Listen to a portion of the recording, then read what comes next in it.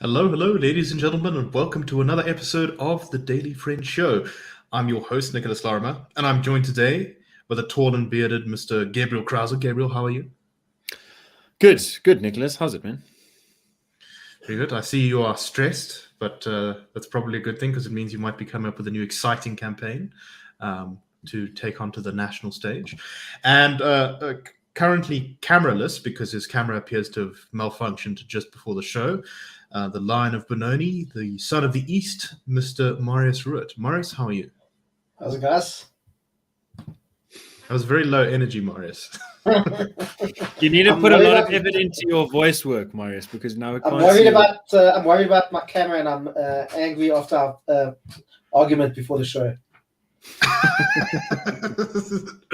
Yes, but let's not dwell on that too much and go on to our first story for today, which we will try to make as interesting as possible. And that is the GDP figures are out for the first quarter of 2021. And of course, these are quite important because we had the massive economic contraction during 2020, the biggest, I think, Gabriel will correct me, ever, or at least since the Second World War. So the quarter-on-quarter growth was, I think, 1.4%, but there's an annualized growth rate of 4.6%. It looks like finance, mining, and trade drove most of the GDP growth. And also household spending was a bit higher than usual, especially on things like insurance, clothing, retail stuff, furniture, that sort of thing. So, Gabriel, let me start with you. Firstly, is this good news? Is this bad news? I do see that Stats SA says that the South African economy is still 2.7% smaller than it was in the first quarter of 2020. I think that's 3.3. Oh, 3.3, sorry. What should we take away from this? And why is mining doing so well in particular? Well, mining's doing well because not everyone locked down like a fool. And in particular in the Far East, production has continued to grow through 2020. That's looking both at the countries that had no lockdown, like South Korea, Japan, Singapore, Malaysia, really mostly, and Vietnam, which had a 3-week lockdown, and also China, which did a heavy lockdown, but did it quite quickly and extremely brutally. We sort of did the in-between approach of very stupid and very long lockdown. Anyway, so consumer growth in the Far East and manufacturing growth has driven increased demand for commodities, which is good for the mining sector because prices have gone up. Also, there's a lot of worry about dollar inflation because the US has printed sort of over $6 trillion just in the last year. And so people are worrying about hedging against sort of devaluation of the dollar, which we've seen vis-a-vis the rand already, are interested in buying commodities, and that's also had an upward impact. We see the global economy, one way of checking where things are really going is the oil price, which has pierced Brent crude has pierced $70, which is basically an infinite amount higher than it was in the depths of winter last year because the future price had dropped below zero. But in real terms, it's about twice as high. So the world is getting going again. People are burning energy. They're making things. They're using things.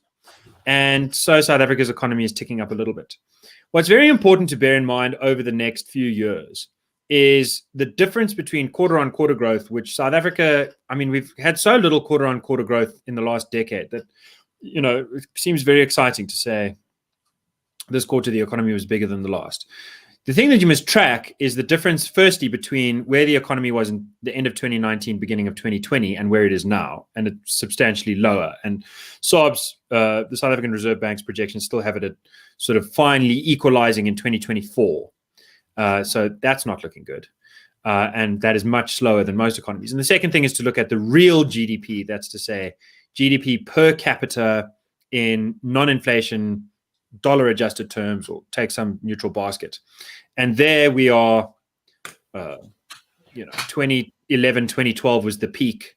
We slid ever since we slid through Ramaphosa's era. We had 2 technical recessions.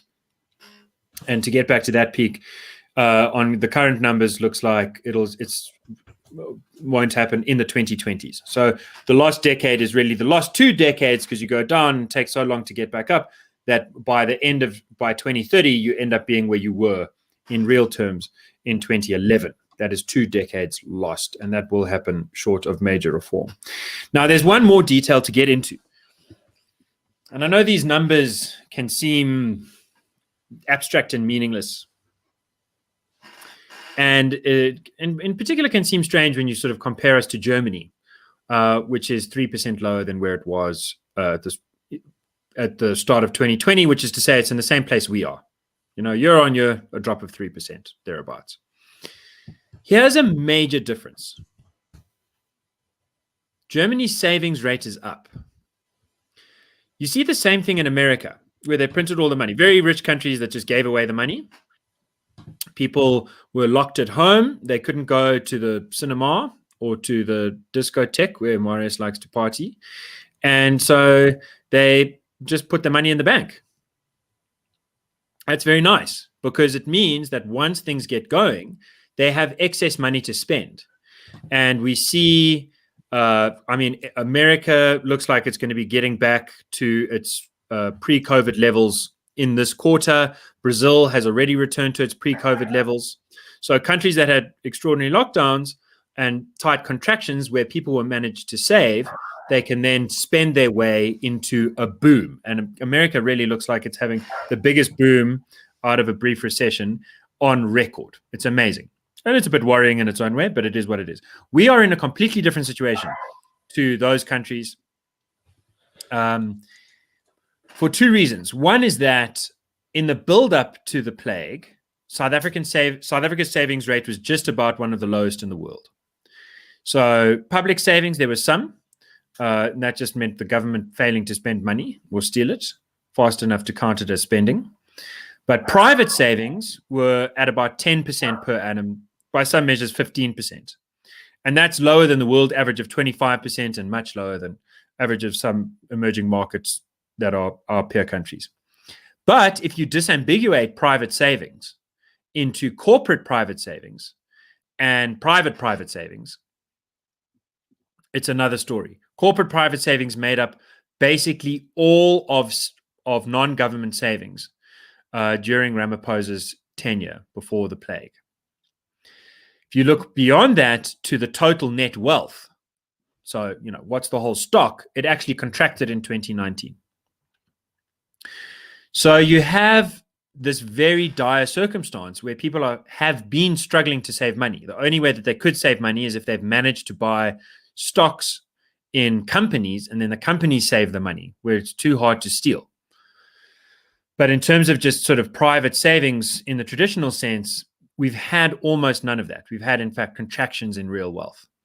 So when you're going in with no padding, and then you hit the plague, and you don't have a government that can afford to really dole out trillions of rands, so that you don't get new savings. In fact, you get contractions in earnings because of 1.3 million jobs that have been lost between now and this time last year. You have the worst of all worlds. You have no money to spend your way into new growth, and you have no sort of real expectations because of the policy screw-ups of generating the kind of investor-friendly climate that will grow the jobs and manufacturing capacities needed to then generate new savings. So in this sense, the outlook is extremely dire. And the sort of brief uptick of saying, well, we're not completely as bad as we were 3 months ago is, it's good news in the very most limited of senses. And if you get a small sense of perspective, you'll see that we are really in just about the worst position of any country that's been struck by the plague. And in particular, the plague of irrational and overlong lockdowns. Right. With no vaccines to get us out. Yeah. So as we can see, I think until last Sunday, we seem to be vaccinating almost no people on a Sunday, which seems to not really be taking that whole thing too seriously. But anyway, one of the shocking things to me, and you mentioned at the beginning of your point there, Gabriel, is how much so many economies around the world have actually spent on COVID relief. So you talked about the US spending $6 trillion. Well, in inflation-adjusted terms, that's $2 trillion more than the US spent on World War II. And all told, apparently the US has spent an inflation-adjusted dollar something like $7.9 trillion on warfare since World War I. So COVID has cost almost a century of war, which is quite something. I don't think there really isn't anything like it in our time. Marius, your thoughts? Firstly, what's your take on this? Is it as bleak as you think Gabriel is saying? And can you regale us with the greatest hits of what we might need to do to get out of this mess? This isn't too surprising that we've seen this fairly decent economic growth. But I mean, Gabriel mentioned it, and I mean the kicker is the economy itself is still 3% smaller than it was at the end of 2019. So we're still behind where we were in 2019, and who knows how long it'll take to get to where we were then. I mean, Gabriel also made the point about the per capita incomes. I mean, we're lower than we were in 2011, and we're actually also lower than the average global citizen. At the beginning of the 90s, we were slightly richer than your average global citizen. Now we're probably about 25 to 30% poorer than your average global citizen. And it's not that isn't just because of poor policy in South Africa, it's because other countries have also had growth inducing policies and so on. It also tells you something that South Africa's been basically standing still and going backwards in a lot of ways. And there's not much. I don't see much of a change.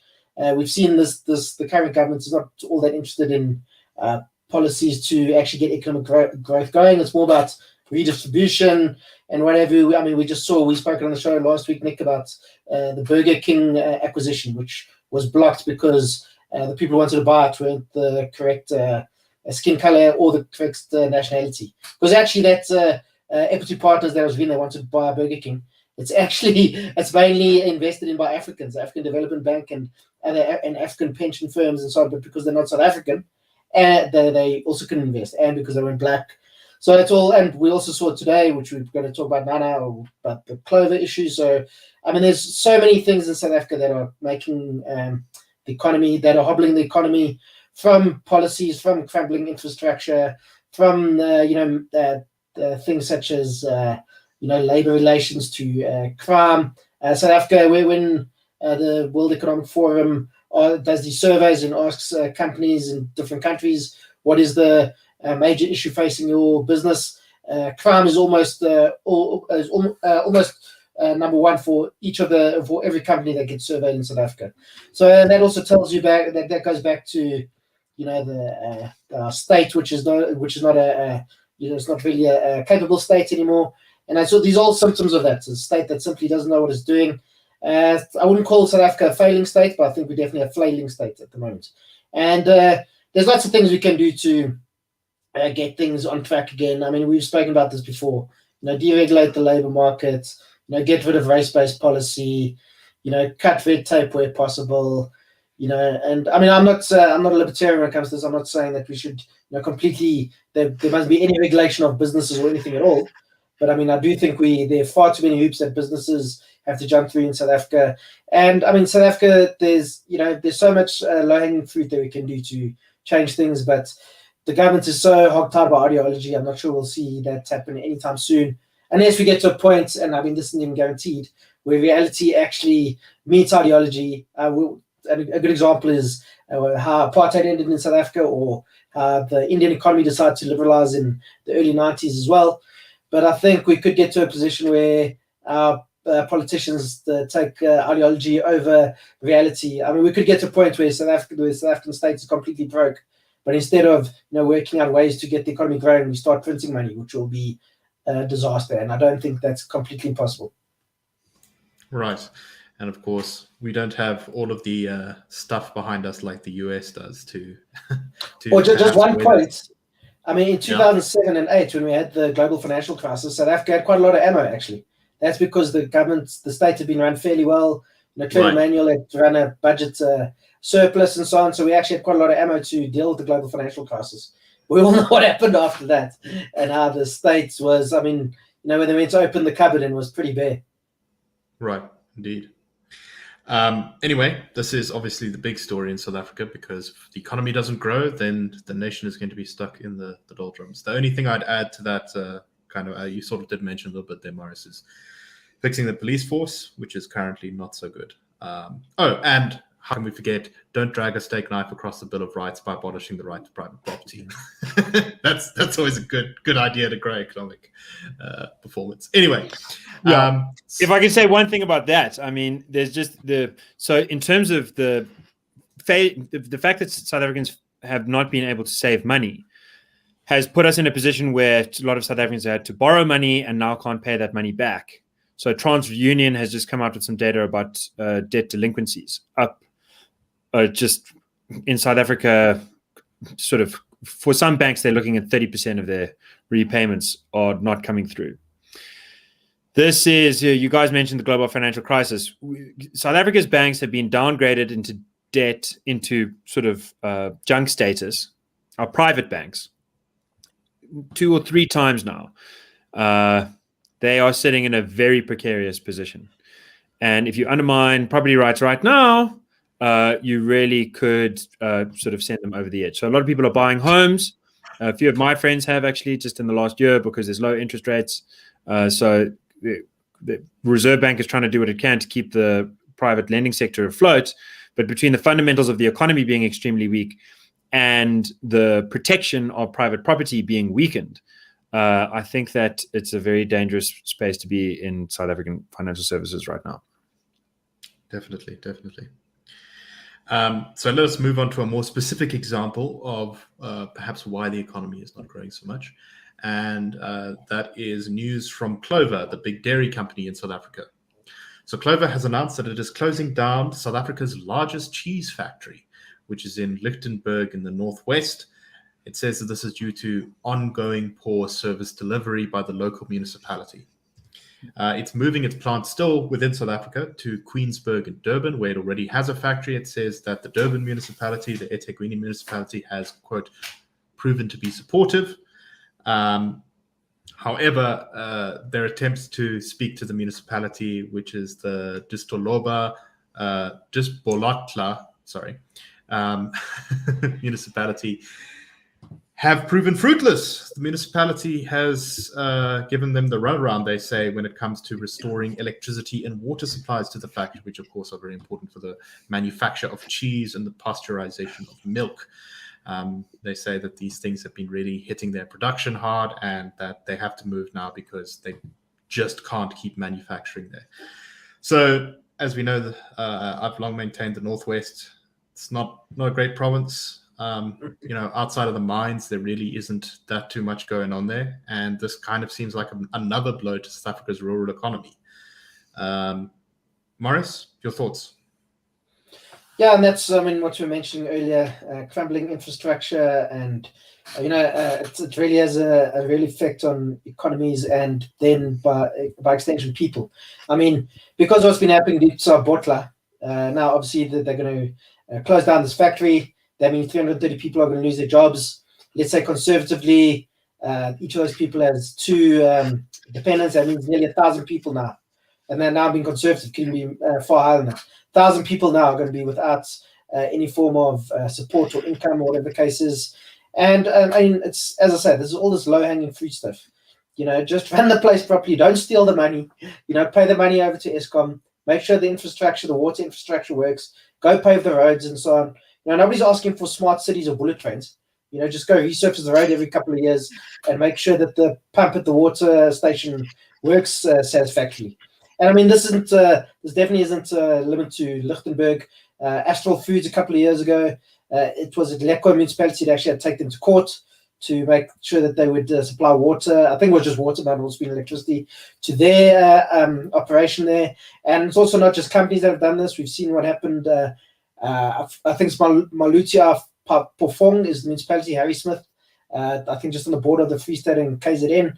The people there have gone to court. Also, Ketling, Review municipality, also Northwest, people there also had to go to court to get the municipalities just to provide, basic services. So, it's one of these issues where a poor state or a state that's not being run properly and corruption has real effects on people. As I say, because this Dipsa-Botla municipality has been run so poorly, 330 people are going to lose their jobs and however many dependents. And this is shows you that it's been reflected around the country. And I mean, we have local government elections coming in October. Let's see if these places do get punished, but it seems to be there's some sort of a inverse correlation between places that are run very poorly and ANC votes. A place that's run very badly, the ANC seems to do very well. So it's obviously there's something strange going on there, but we'll see. I mean, I'm not too hopeful that the ANC is going to get another bloody nose in October as like it did in 2016, but let's see what happens. Gabriel, your thoughts? Yeah, I think the political implications that Marius gestured at there are very interesting. There's sort of two abstract political science theories, and one is that people will vote their interests, and so a government that does well will, party that does well in government will get greater reward, and vice versa. And the other theory is that when governments really fail, they manage to inculcate a kind of really bad attitude. And they use fear and intimidation. They rely on sort of uneducated populations, on patronage, handouts, very low-level sort of voter bribing with sort of a few T-shirts and sandwiches just before the time and the like. And so that actually the worse it does, the more popular it becomes. Now, we've seen both in South Africa.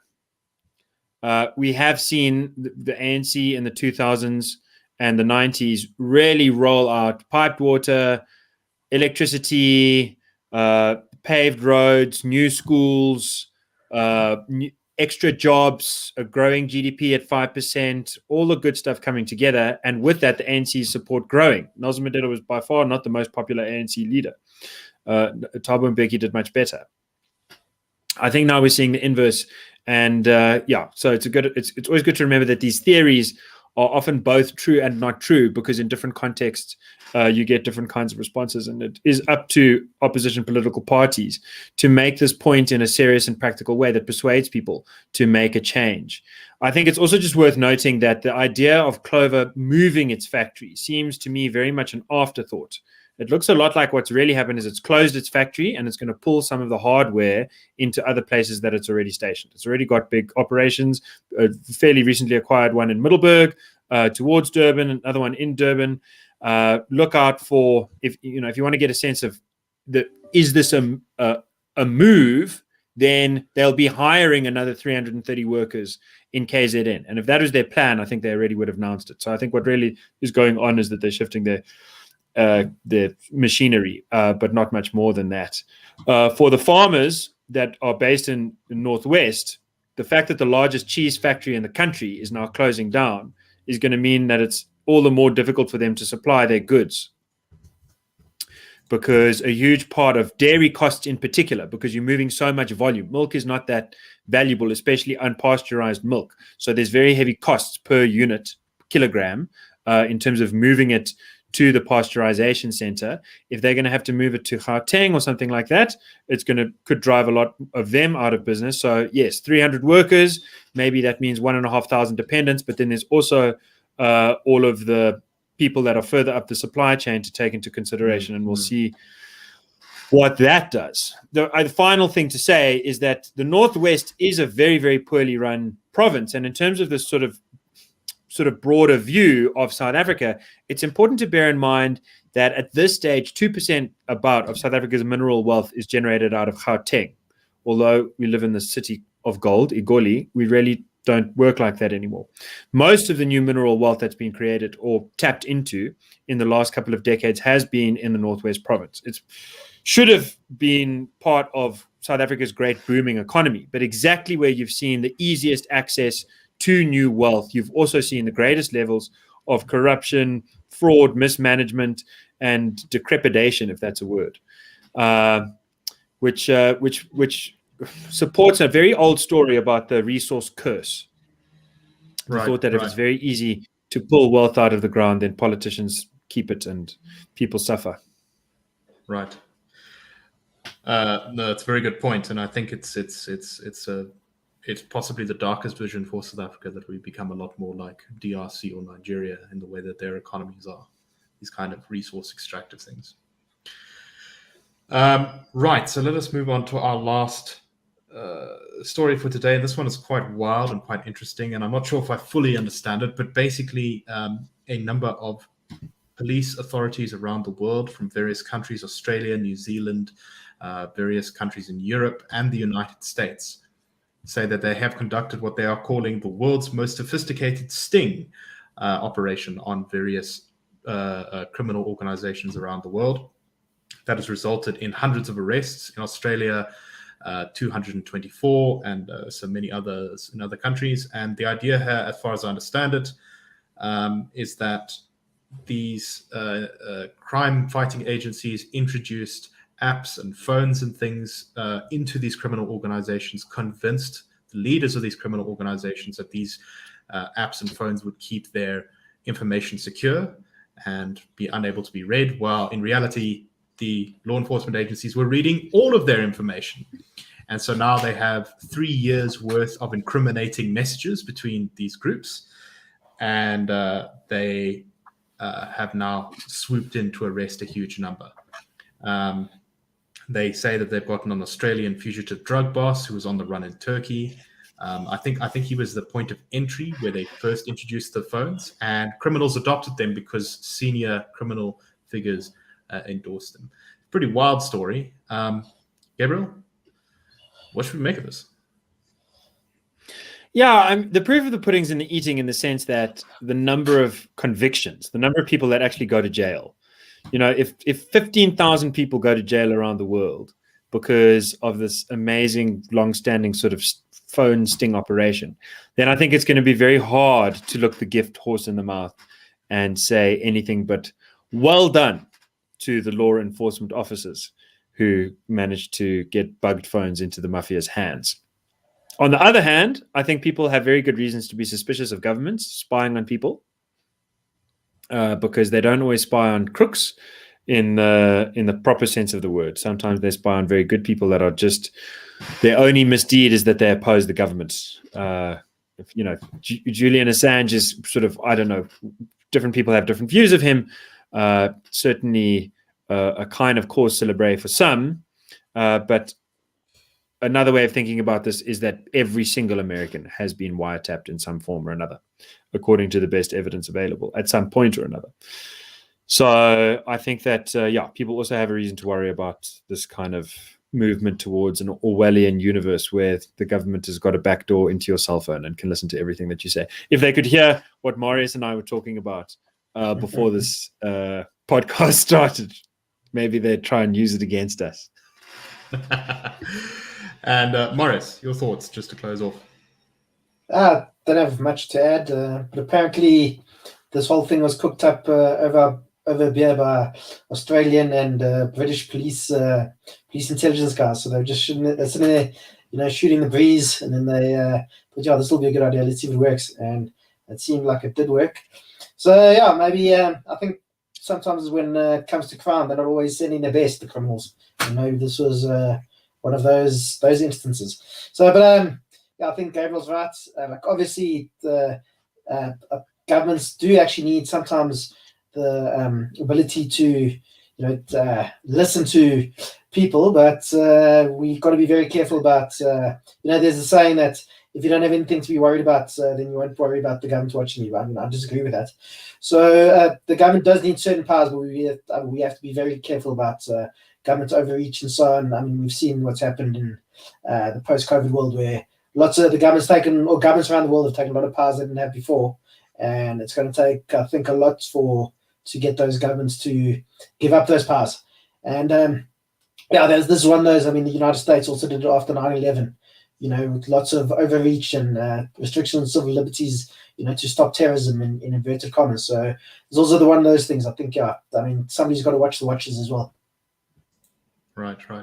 I think what makes me sleep a bit easier about this is that it seems as though these phones were only basically available on the black market. They were very specifically set up to make it look like they were for encryption only. They couldn't do other things like send emails and SMSs. And so it wasn't quite the same as them tapping normal phones as for example, the National Security Agency's done in the US. So I think that's a better thing here. But I think it's a very fine line between this and seriously violating ordinary people's privacy. Anyway, that is all that we have time for today. So thank you very much for listening. Wait, we need to say one more thing. South Yes. African women had 10 babies. So we now have the world record for the most babies for one woman. It's amazing. It's terrifying.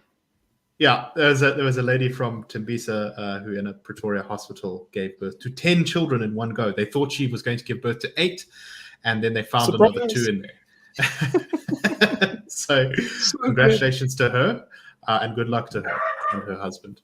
Anyway, that is all the time we have for today. So thank you very much for listening, and have a wonderful day. Cheers, everyone.